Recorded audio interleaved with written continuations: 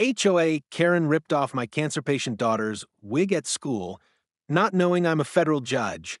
The video of my daughter's humiliation hit the school group chat before I even got the call. One moment, I was in court sentencing a man for cruelty. The next, I was watching cruelty unfold in my own home. In the shaky phone clip, my 12-year-old daughter, Lily, stood in the middle of the school hallway, her pale pink wig fluttering in Karen's hand like a trophy.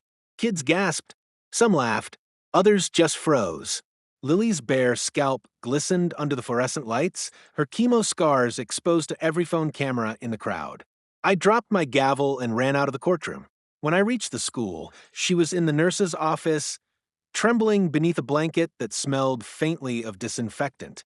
Her little fingers were clutching her head as if she could somehow put the wig and her dignity back on. "Dad, she said I was pretending," she whispered through tears, "that I wasn't really sick." That was the moment something inside me went silent. Cold, focused. Karen, our smug HOA queen neighbor, had finally crossed a line no parent could forgive. And she had no idea the man she'd just humiliated was a federal judge who believed in justice more than anything else. I looked at my daughter's reflection in the nurse's window, the hospital bracelet still faintly visible on her wrist, and made a quiet promise: she will never hurt you again, Lily. Not in this world, not in mine. Before you hear what happened next, tell me, if someone hurt your child like this, what would you have done? Before that horrible day, life in our little suburban neighborhood looked like something out of a brochure. Morning sunlight spilled across white fences, sprinklers clicked in rhythm, and every mailbox was polished to perfection. My daughter Lily and I had moved there a year earlier after her diagnosis, hoping the peace and quiet would help her heal. Lily was my light through the darkest courtroom days. Even while undergoing chemo, she'd sketch in her notebook and talk about becoming a nurse to make other bold kids feel brave. Her courage made me forget the sterile hospital rooms and late-night drives home. We were surviving, one sunrise at a time. Across the street lived Karen Bennett, the self-appointed queen of the HOA. She wore her authority like a crown, inspecting lawns, measuring fence heights, and handing out citations for the color of someone's mailbox. She smiled like a politician and gossiped like a tabloid. At first, I ignored her petty rules. When she complained about Lily's butterfly wind chimes being too noisy, I took them down. When she said the welcome mat was off-theme, I replaced it. I told myself peace was worth more than pride. But Karen had a way of sensing weakness. She noticed how tired Lily looked after treatments, how I avoided conflict. Soon, her comments became sharper. "Poor thing," she'd say loudly, within earshot of other neighbors. "Must be hard pretending to be sick for sympathy." Still, I smiled. Judges learn patience, the quiet kind that hides storms underneath. Every evening, Lily and I would sit on the porch watching the sky change colors. She'd ask, "Dad, do people always have to be kind?" And I'd say, "No, sweetheart, but that's what makes kindness powerful." I believe that, until Karen proved otherwise. The calm before the storm didn't feel like peace anymore. It felt like the slow tightening of a rope, quiet, invisible, but inevitable. And soon it would snap. It began small, like most storms do. A snide comment here, a mocking smile there. But behind those pearl earrings and manicured nails, Karen had something darker brewing. The first real strike came on a breezy Friday afternoon. Lily had been well enough to attend the neighborhood block party. She wore her favorite yellow sundress and the new wig I'd ordered from a charity foundation. When she twirled under the fairy lights, the soft curls bounced perfectly. For a few precious hours, she looked and felt like every other little girl again. Then Karen showed up. She arrived in her usual way. High heels clicking, sunglasses on, clipboard in hand like she was conducting an inspection. Her eyes landed on Lily almost immediately. "Oh, what a darling wig," she said with syrupy sweetness. "It almost looks real this time." The laughter that followed wasn't from Lily. It was from the adults standing around her. They didn't mean harm, but they didn't stop her either. Lily's hand crept to her head, her confidence fading with each chuckle. I stepped forward, forcing a polite smile. Karen, that's enough. She turned, feigning innocence. Oh, come on, Judge. You can't expect me not to notice. You're the one who said, honesty matters, right? That was Karen's talent, twisting virtue into venom. That night, Lily didn't eat. She said she felt too embarrassed. I watched her peel off the wig and place it on her dresser, whispering, maybe I'll just go bald. People won't laugh if I don't pretend. That broke something inside me. I tried to file an HOA complaint, but it mysteriously vanished. Neighbors avoided eye contact when I asked about it.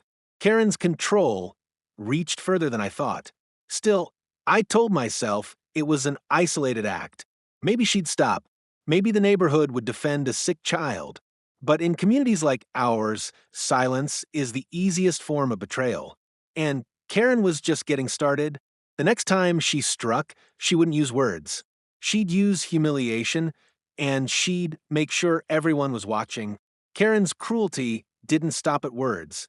It evolved into something colder, more calculated. The weeks after the block party felt like walking through a minefield. Every morning, we'd wake up to new HOA citations on our doorstep. Unapproved garden ornaments, overgrown shrubs, unsightly medical trash bin in view. That trash bin was Lily's medical waste container, the one we used for her chemo supplies. Karen knew exactly what she was doing. One evening, I caught her standing near our driveway, phone raised, snapping photos of the container. When she saw me, she smiled. Just doing my duty, she said. Some of us care about property values. I wanted to shout, but Lily's soft voice stopped me. Dad, please don't. I don't want more fights. She was right. Fighting Karen was like wrestling smoke. It only spread further. But as a judge, I recognized patterns of abuse. Karen thrived on control. She didn't just want power over rules, she wanted power over people's peace. Soon, other neighbors joined her gossip. I'd overhear them whispering at the mailboxes, maybe he's using that illness for sympathy. Judges think they're above the rules. Their words burned worse than any fine. I dedicated my life to justice, and yet I couldn't protect my own child from cruelty disguised as concern. The final straw came when Lily's school called. She'd been excluded from a class project because, according to one parent's complaint, her condition made other kids uncomfortable. That parent was Karen. That night, I sat in the dark with Lily asleep beside me, her breathing slow but uneasy. The soft beeping of her infusion pump filled the silence. I stared at the HOA handbook on my desk, the one Karen had practically weaponized. I'd written judgments that changed people's lives. But this was personal. Karen didn't know it yet, but I was done playing defense. The scales of justice were tilting, and I was going to be the one to balance them. Soon, the game would shift, and every rule she twisted would turn back on her. It happened on a Thursday morning that began like any other, quiet coffee, the hum of sprinklers, Lily packing her sketchbook for art class. She was smiling again, finally excited to rejoin her classmates after weeks of staying home. I kissed her forehead, straightened her wig, and told her I'd pick her up early for her hospital checkup. For once, the day felt normal. But by noon, that illusion shattered. I got the call from the school counselor, her voice trembling. Mr. Green, there's been an incident involving Lily. She's safe, but you should come immediately. My heart sank. The drive to the school blurred past traffic lights and sirens I didn't hear. When I arrived, the hallway was chaos, kids whispering, phones flashing, a teacher crying. And in the center of it all stood Karen, clutching something in her hand. Lily's wig. She was lying. Karen shouted to the crowd. She's not really sick. I've seen her running around the neighborhood. You all pity her for nothing. The world went silent. My daughter stood frozen, her scalp exposed, her face red with humiliation. I felt my pulse pounding like a gavel against wood. Karen, I said, stepping forward, my voice low and deliberate, put that down. She sneered. Oh, come on, Judge. Don't use that courtroom tone here. This is real life. And that was it, the breaking point. Security intervened before I could say more, but the damage was done. Parents started recording.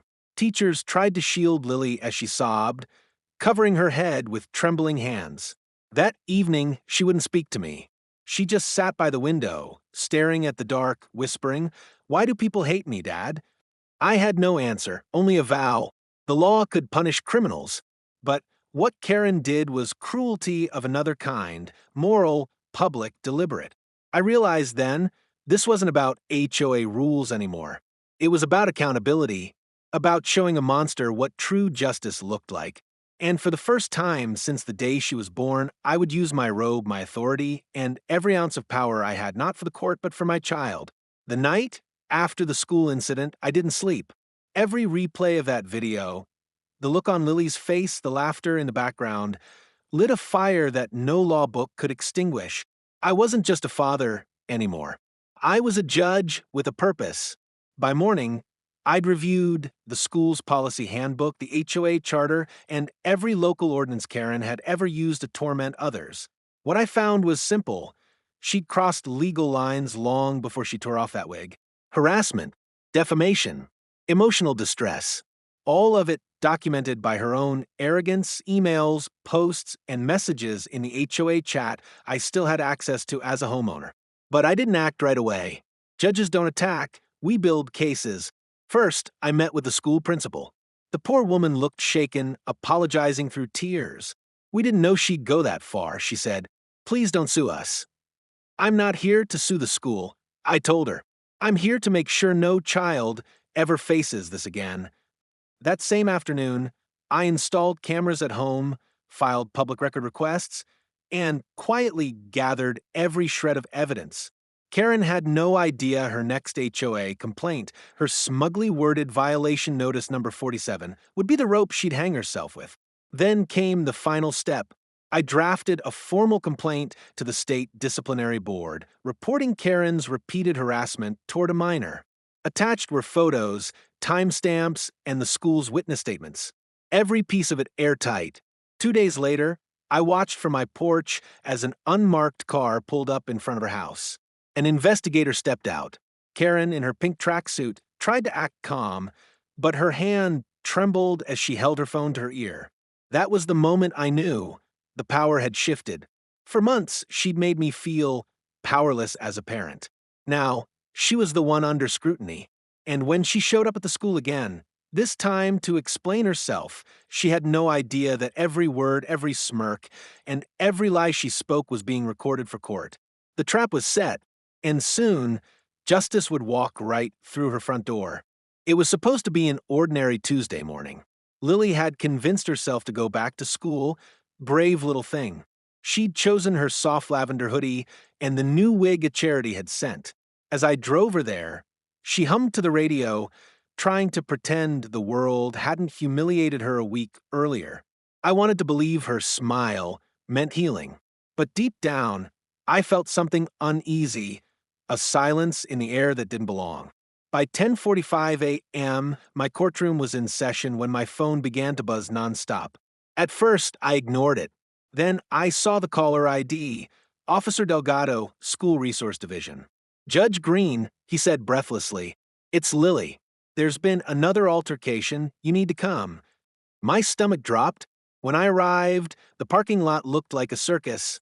News vans, parents shouting. A small crowd pressed against the school gates. Someone yelled, "It's on video again." I pushed through, and there, right by the courtyard fountain, stood my daughter, crying uncontrollably. Her wig was gone. Again, torn apart this time, strands floating in the water. Karen was standing over her, screaming, "You think you can fake sickness for attention? You disgust me." A teacher tried to hold her back, but Karen shoved past her, shouting loud enough for the crowd to hear. "This brat manipulates everyone. Look at her, perfectly fine." The kids stared, phones raised, recording every second. I stepped between them, my voice shaking from fury. "Touch my daughter again, and you'll answer to more than the HOA." Karen's eyes flickered, half shock, half arrogance. "What, you'll judge me?" she spat. "You can't hide behind that robe here." That was the moment she made her biggest mistake. Officer Delgado arrived seconds later, pulling her back. "Ma'am, you need to step away." She fought even that. I'm not afraid of him. Everyone here should know what kind of man you are. The crowd murmured. I saw a few parents lower their phones. They'd seen enough to understand this wasn't about neighborhood gossip anymore. It was cruelty, raw and public. Lily clung to me, shaking so hard her little teeth chattered. Dad, why does she hate me? She whispered. Her voice barely existed. I wrapped her in my coat, shielding her from the flashes of cameras, the whispers, the chaos. She doesn't matter, sweetheart. None of them do. But in that moment, I knew something had changed forever. This wasn't just a feud anymore. It was trauma. Public, viral, irreversible. Karen had ripped away the last ounce of peace my daughter had left. And as they handcuffed her for disorderly conduct, she still shouted over her shoulder, "You can't scare me, Judge. People like me always win." She was wrong, because this time, the courtroom wouldn't be her playground. It would be her reckoning. As I carried Lily to the car, I caught a glimpse of my own reflection in the window, not as a father, not as a man, but as justice personified. Cold, calm, and inevitable. Karen had unleashed a storm she couldn't silence. And by the time it ended, her name would become a lesson in what happens when cruelty meets consequence. That night, our home didn't feel like a home anymore. It felt like a hospital without walls, silent, heavy, sterile. Lily sat on the couch, wrapped in her blanket, refusing to look at me or anyone else. Her new wig lay shredded inside a plastic bag on the kitchen table. She wouldn't eat, wouldn't talk, just stared at the television where the local news replayed the footage again and again, her small, terrified face on every channel. HOA woman assaults child at elementary school. It didn't feel real. It felt like a nightmare we couldn't wake from. When I turned off the TV, Lily whispered, "Everyone saw, didn't they?" "Yes," I said softly. "But they also saw the truth this time." Her eyes filled with tears. Then why do I still feel like I lost? There was no answer good enough for that. I spent that night in my study, documents spread across my desk, my judge's robe hanging silently on the wall behind me. It wasn't just a symbol anymore, it was a promise. I went through every file, every email, every HOA message Karen had ever sent. Each line of arrogance, each insult, each rule she twisted was now evidence. By dawn, my case file against her was 4 inches thick. The phone rang. It was the district superintendent. "Judge Green, we've expelled Mrs. Bennett from all school activities," she said. "The police have charged her with harassment and child endangerment." I thanked her, but my voice stayed cold. "That's not enough," I said, because I knew what came next wasn't about punishment, it was about justice in public. The community that once stayed silent began to turn. Neighbors who ignored her cruelty started leaving flowers for Lily on our porch. Some left cards, others notes that simply read, "We saw, we're sorry." But kindness couldn't erase the damage. Every time Lily touched her head, she flinched like it still hurt. That's when I decided I would take Karen to court myself. Not as a judge this time, but as a father. And when that gavel fell, the same silence that haunted our house would echo through hers. The morning after the incident, we were back in the sterile chill of County General Hospital. Lily's oncologist wanted to check her vitals. Stress like that could derail recovery, he said, but it wasn't the 4-line or the beeping monitors that broke me. It was watching her trace a finger along the fading bruises on her scalp and whisper, "Maybe people just don't like sick kids." I had no words left, only resolve. While nurses checked her pulse, I stepped into the hallway, phone pressed to my ear. "Detective Harris, it's Judge Green," I said flatly. "I want to know where we stand." He sighed. "We've got plenty, Judge. Multiple witnesses, video evidence, parent statements. But the DA's office wants to move carefully. She's already hired counsel." "Good," I replied. "She'll need one." When I returned to Lily's room, she was sketching quietly. A butterfly, broken-winged but still flying. She looked up at me and smiled weakly.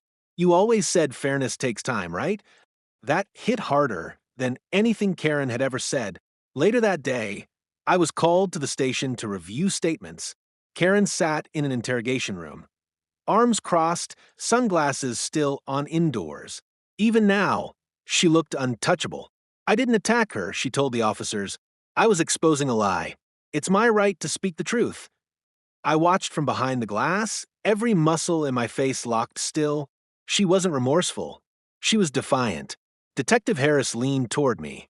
Judge, this case will move faster if you testify as a parent, not as a judicial officer. That's exactly what I intend to do. By the time I left the station, I'd signed every form, every authorization, every release needed to push the case straight to trial. No delays, no settlements. That evening, as I walked into Lily's hospital room again, she was asleep, tiny against the mountain of pillows, her sketchbook still open beside her. The butterfly was finished now, its broken wing mended, rising through soft shades of purple. I stood there in the quiet hum of machines and made a silent vow. The next time she smiled, it would be in a courtroom, when justice was finally done. And when the world heard who I really was, Karen's arrogance would meet its final verdict. The courthouse felt different that morning. The air was heavier, quieter, as though even the marble columns understood what was about to happen. Reporters lined the steps, flashes bursting like lightning against gray skies. The case had gone viral. HOA, Woman Harris's judge's cancer-stricken daughter, Karen, who once thrived on attention, now hid behind oversized sunglasses and an attorney who looked like he regretted taking her case. I wasn't sitting behind the bench this time. I was standing at the witness table, not as Judge Green, but as David Green, father of Lily Green. My robe hung in my chambers upstairs. Today, the law didn't protect me from pain. It gave me the right to confront it. Karen sat across from me, arms folded, eyes sharp and cold. When she saw me, she smirked, just slightly. That same smirk she wore when she ripped off my daughter's wig. It fueled every word I spoke next. The prosecutor began. Mr. Green, can you describe, in your own words, what happened on the day of the incident? I took a slow breath. I saw a grown woman strip a child of her dignity, I said, my voice steady. Not just any child, my daughter who was fighting for her life. The courtroom stayed silent. Even the stenographer paused. Karen's attorney tried to object, but the judge overruled him. Proceed, she said softly. I looked directly at Karen. You didn't just humiliate her, I continued. You made her fear kindness. You made her believe being sick made her unworthy of compassion. The prosecutor showed the video, the same one the world had seen. Gasps rippled through the room as Karen's laughter echoed off the courtroom walls. She shifted in her chair, for the first time looking small. When it was her turn to speak, Karen stood shakily. I didn't mean harm, she said, voice quivering. I was just trying to teach her honesty. The judge leaned forward. By tearing off a child's wig? Karen stammered, glancing toward me. You don't understand. He thinks he's untouchable because he's a judge. The irony wasn't lost on anyone. Then came the reveal. The prosecutor asked if I'd like to add anything further for the record. I nodded, stood tall, and spoke clearly for everyone in that room, and the cameras beyond it. I swore an oath to uphold justice without bias or vengeance. But today, I speak not as a judge, but as a father. And every father deserves to see his child protected from cruelty. I reached into my folder and handed over the HOA messages, emails, and harassment logs I'd collected for months, each one marked with dates, times, and Karen's own words. When her attorney saw them, his face went pale. By the end of testimony, the courtroom was silent except for the sound of paper rustling. The case was airtight. Karen's behavior, both online and in person, painted a picture of obsession, control, and deliberate harm. When the gavel finally struck, echoing through the chamber, the judge's words rang clear. Defendant Karen Bennett is found guilty of harassment, defamation, and emotional abuse of a minor. Sentencing to follow. Karen's face crumpled as her husband, seated in the back, stood and quietly walked out. I didn't smile. Justice isn't about satisfaction, it's about balance restored. As I left the courthouse, reporters shouted questions. I ignored them. Outside, Lily stood waiting with a small scarf around her head, sunlight catching in her eyes. "Did we win, Dad?" she asked softly. I knelt beside her, tears stinging. "No, sweetheart," I said. "We found peace." The wind carried the sound of the gavel still echoing inside, not as punishment, but as a promise kept. The sentencing day came a week later. The courthouse parking lot buzzed with cameras and whispers. Everyone wanted to see how far a perfect suburban queen could fall. But I didn't care for headlines. I came for closure. Karen entered in a pale beige suit, her confidence now a hollow echo of what it once was. Her hair was unkempt, her makeup uneven. She glanced around nervously, looking for allies in a crowd that had already abandoned her. Even her attorney kept his distance. The judge read the charges again: harassment of a minor, emotional abuse, defamation. Then she asked if the victim's family wanted to make a final statement. I stood. My heart pounded, not from anger, but from the weight of everything that had happened. Lily sat beside me, small fingers wrapped around mine, her new scarf tied proudly around her head. "Your Honor," I began, "I've spent my life serving the law. I've seen people ruin lives and walk away free. I've seen others make mistakes and change. But what this woman did wasn't a mistake. It was deliberate cruelty inflicted on a child who never deserved it." Karen shifted uncomfortably. She didn't just strip away my daughter's wig, she stripped away her safety, her peace, her innocence. I paused, my voice trembling slightly. Lily's still fighting for her life. But at least now, she doesn't have to fight for her dignity. The courtroom fell silent. Even Karen looked down, her lips trembling. For the first time, there was no smirk, just shame. The judge turned to her. "Mrs. Bennett, before sentencing, do you have anything to say?" Karen stood slowly, voice breaking. I didn't realize how much harm I caused. I thought I was teaching her a lesson. I was wrong. She glanced toward us, tears filling her eyes. "I'm sorry." But it was too late for apologies. The judge nodded grimly. "Intent does not erase impact. You targeted a child. You violated the basic decency this community stands for." She took a deep breath. "You are sentenced to 1 year of community service, mandatory counseling, and a permanent restraining order from the Green family. Your HOA position is hereby terminated." The gavel struck. Bang! Karen's shoulders caved in. Security escorted her out quietly through a crowd that no longer looked at her with respect, only disappointment. Outside, reporters shouted questions again, but I kept walking. Lily tugged my sleeve. "Dad," she whispered, "is she going to jail?" "Not for long," I said softly, "but her real sentence will last forever. The world saw who she really is." Lily nodded, then smiled for the first time in weeks. "Then I'm ready to go home." We walked through the courthouse doors into the bright afternoon light. For the first time in months, I didn't feel the weight of injustice, only relief. Sometimes justice doesn't roar. Sometimes it whispers, and that whisper, that moment of peace, was louder than anything Karen could ever take from us again. It's been 6 months since the verdict, and our world finally feels like it's breathing again. Spring has returned to the neighborhood. The same streets that once carried whispers now echo with laughter. Kids ride bikes, dogs bark, and for the first time in a long while, Lily laughs without looking over her shoulder. Her hair is growing back, soft, golden fuzz that catches the morning light like hope itself. She still wears her scarf sometimes, not out of shame, but as a badge of strength. It's covered in little butterflies, the same ones she used to draw when she was scared. The HOA board replaced Karen with someone who actually cares. Mrs. Rivera, a retired teacher who brought Lily cupcakes on her birthday. The tone of the community changed overnight. The fear, the judgment, the quiet cruelty gone. As for Karen, she moved away 2 months ago. Her house sits empty now, the for sale sign tilting in the wind. No one misses her, not even the neighbors who once followed her rules. Rumor has it she volunteers at a cancer center as part of her sentence. Sometimes I think that's justice in its purest form, being forced to face the pain you once mocked. Last week, Lily and I visited the hospital for her final checkup. Her doctor smiled, holding up the charts. Your numbers look good, kiddo. You're in remission.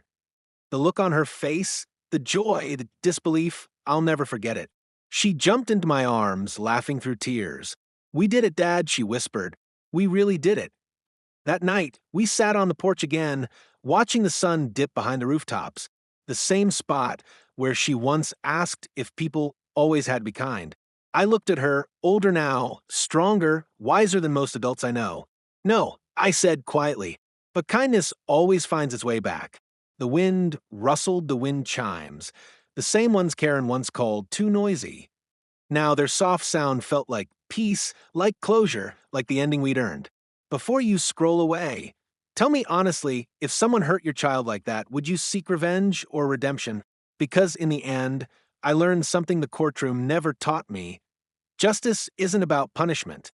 It's about healing and knowing that even after the darkest trials, the human heart can still find light.